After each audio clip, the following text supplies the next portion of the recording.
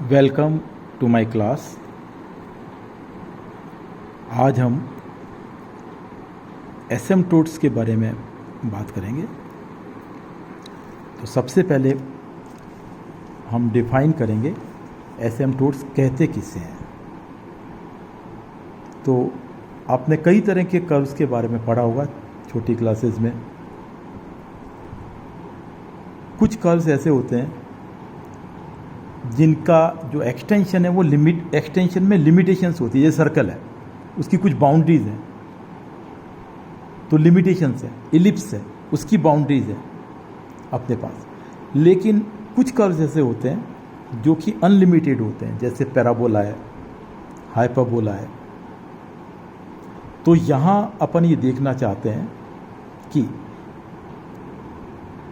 मान लीजिए जैसे जैसे कोई भी पॉइंट अपने पास हाइपरबोला है या पैराबोला है, इसके किसी पॉइंट पर टेंजेंट की पोजीशंस के बारे में बात करेंगे,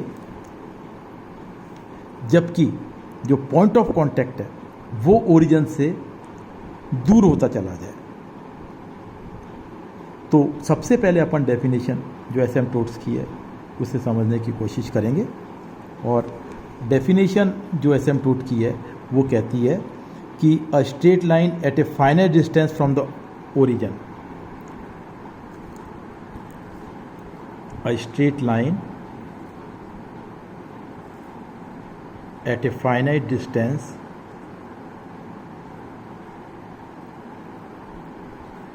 from the origin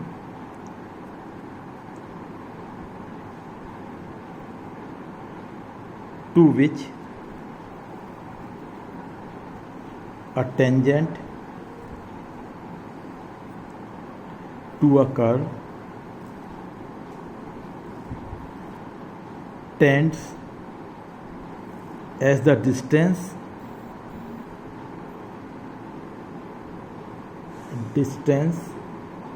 from the origin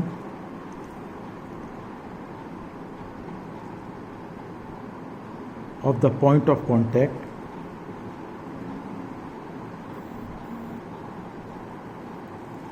tends to infinite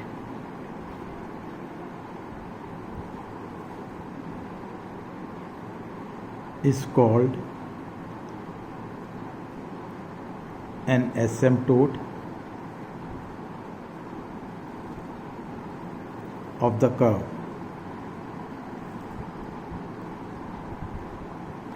यानी कहने का तात्पर्य यह है कि जब किसी वक्र का कोई बिंदु P वक्र के अलोंग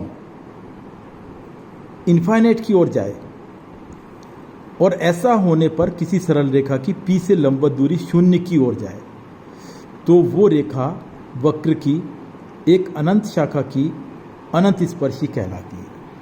देखिए, समझने की कोशिश कीजिए कि जैसे मेरे पास ये वक्र है y = 1/x। अब यहाँ अपन जानते हैं ये वक्र का शेप इस तरह का आता है y = 1/x का, कि जैसे जैसे अपने पास यहाँ देखें x 0 की ओर तरफ जाएगा, ये दोनों के बीच की डिस्टेंस कम होती जाएगी। ऐसे ही जैसे जैसे y 0 की ओर जाएगा तो ये दोनों के बीच में डिस्टेंस भी, कर्व और x एक्सिस के बीच में डिस्टेंस भी कम होती जाएगी। तो इस कर्व के y = 1/x, इस कर्व के x एक्सिस भी अनंत स्पर्शी है और y एक्स भी अनंत स्पर्शी है। ये दोनों लाइंस के बीच में, इस कर्व और इन दोनों लाइंस के बीच की डिस्टेंस जैसे अपन आगे बढ़ेंगे कम होती जाएगी। ये इसको अनंत पे जाके स्पर्श करेगी। ये क्लियर है? अब एक ऑब्लिक, वैसे डेफिनेशन पॉइंट ऑफ व्यू से ही इम्पॉर्टेंट है, ऑब्लिक एसिम्पटोट्स निकालना आपके कोर्स में नहीं है। तो ऑब्लिक एसिम्पटोट्स में ऐसी अपने पास एसिम्पटोट जो कि एक्सिस के पैरेलल नहीं होते, वो ऑब्लिक एसिम्पटोट कहलाते हैं। क्लियर है? अब अपन एसिम्पटोट कैसे निकालें ये मेथड समझने की कोशिश करेंगे। किसी भी कर्व के लिए अपन एसिम्पटोट किस तरह से निकालें ये अपन समझने की कोशिश करेंगे।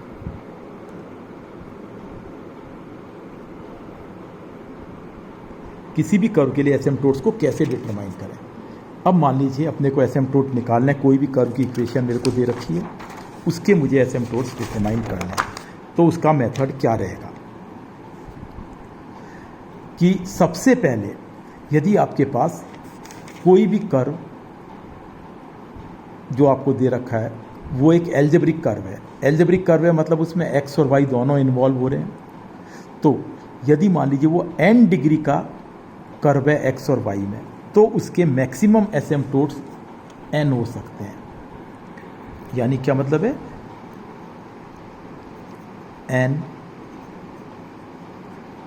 Algebraic curve of degree n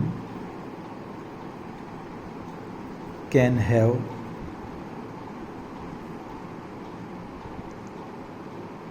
cannot have more than n asymptotes.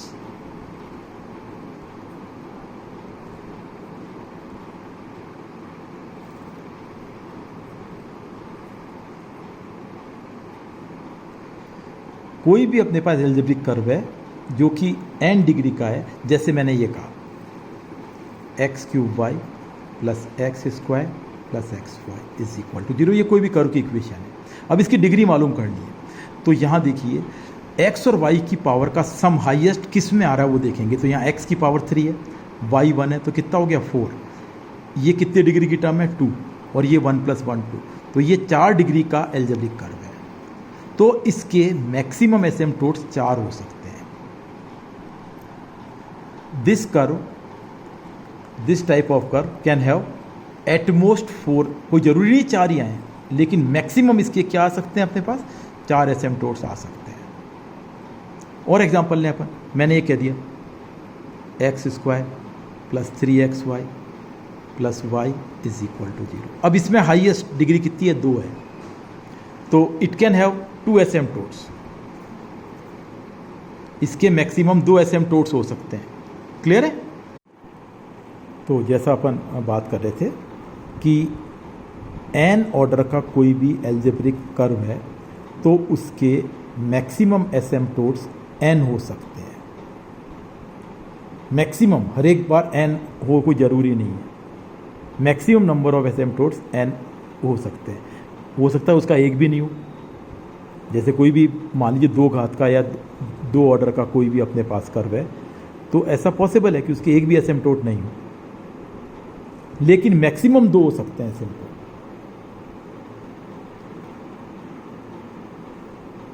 Clear है।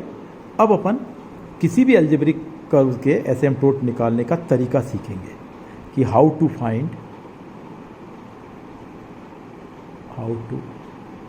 Obtain asymptotes of an algebraic curve. कोई भी एल्जेब्रिक कर्व दे रखा है उसके अपन एसिम्पटोट्स कैसे निकाल सकते हैं, ये मेथड अपन सीखेंगे।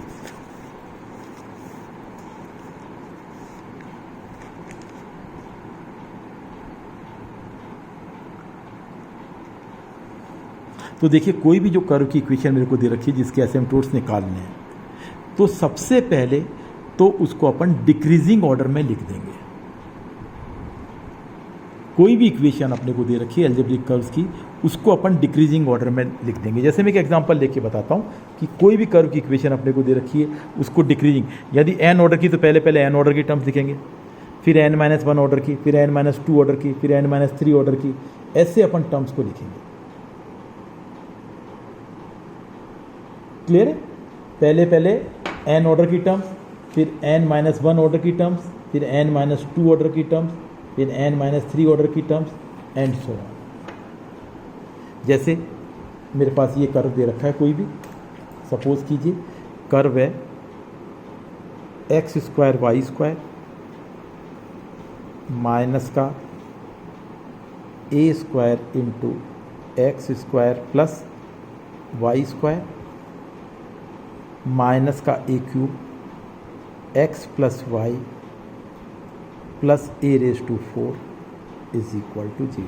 अब ये ऑलरेडी लिखा हुआ है इस तरह, देखिए ये कितने ऑर्डर की टर्म है, 4 ऑर्डर की टर्म है। ये कितने ऑर्डर की टर्म है? 2 ऑर्डर की टर्म है। ये दोनों कितने ऑर्डर की टर्म है? 1 ऑर्डर की टर्म है। और ये क्या है? 0 ऑर्डर की टर्म। यदि ऐसे दिया हुआ है तो ठीक है, नहीं तो इसको ऐसे जमा लेंगे पहले। जैसे मैं और एग्जांपल लेता हूँ एक, कि कैसे जमाएंगे इसको उसका।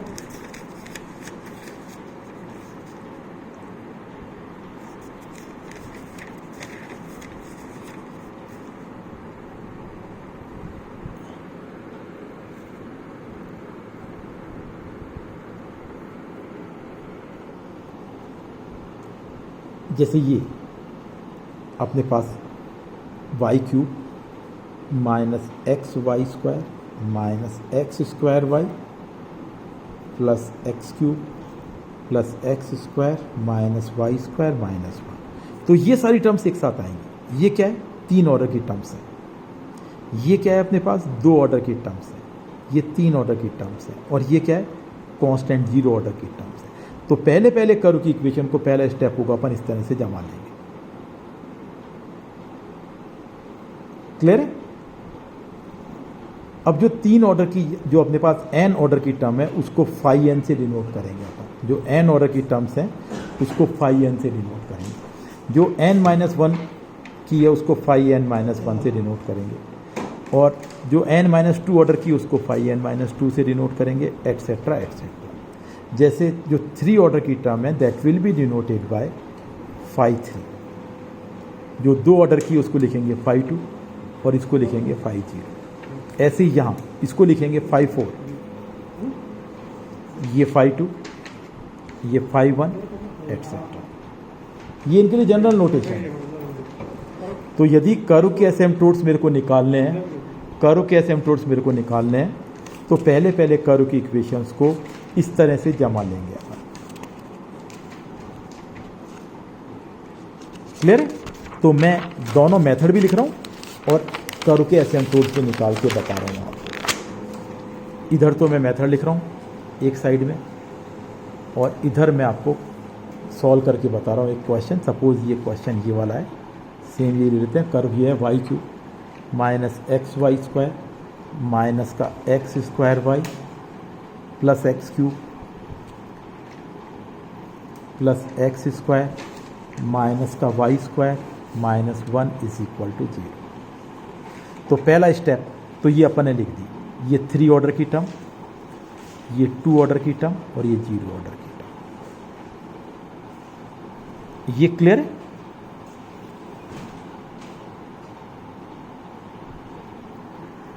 यहां तक ये पहला स्टेप सबको आ जाना चाहिए।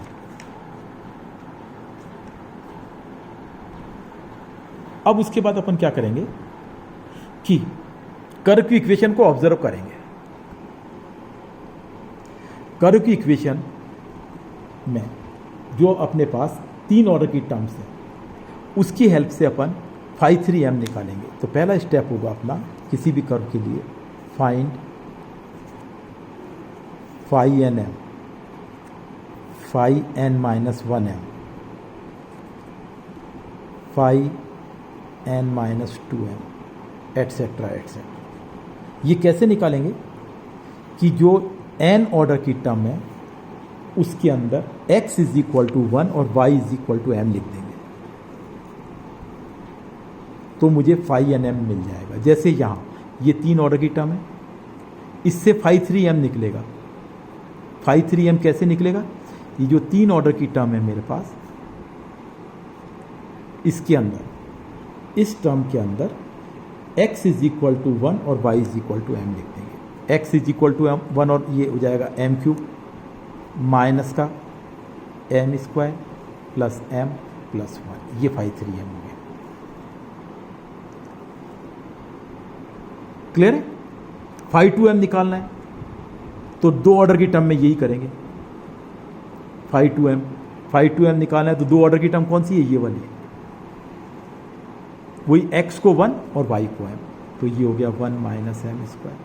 अब फाई 1m तो वो ऑलरेडी 0 इसमें है ही नहीं, तो छोड़ देंगे उसको, और ये कांस्टेंट टर्म -1 है, तो यहाँ केवल फाई 3m और फाई 2m ही निकलेगा।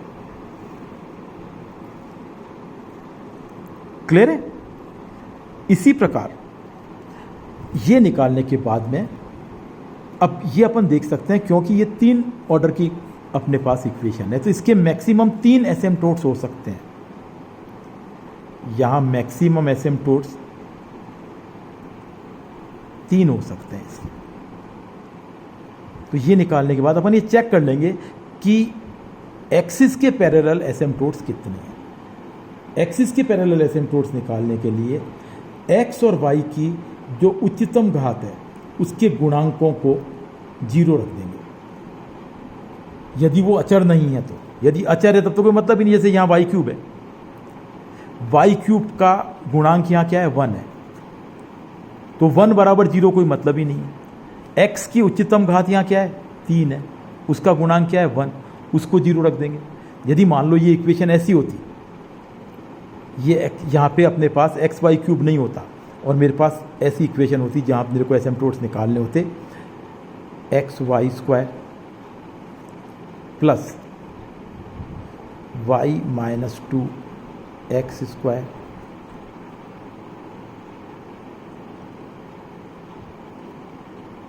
आगे कुछ भी आ जाता। अब यहाँ वाई स्क्वायर का कोफिशिएंट क्या है एक्स है, तो ये एक्स बराबर 0 लिखते ही मेरे पास यहाँ वाई एक्स के पैरेलल एसिम्पटोट्स आ जाता, और यहाँ यदि वाई माइनस 2 0 लिखता तो यहाँ एक्स एक्सिस के पैरेलल एसिम्पटोट आ जाता।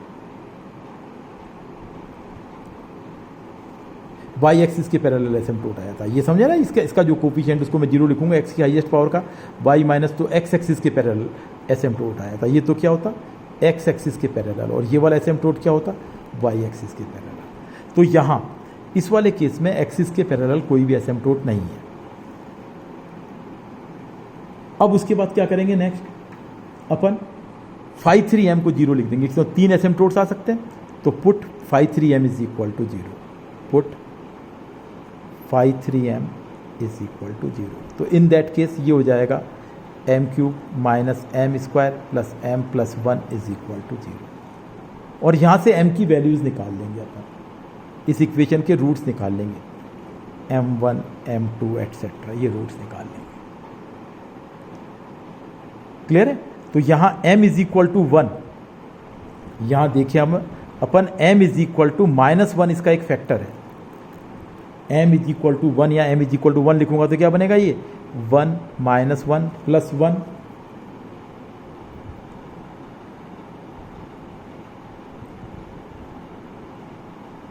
दो माइनस एक, ये माइनस है यहाँ, सॉरी।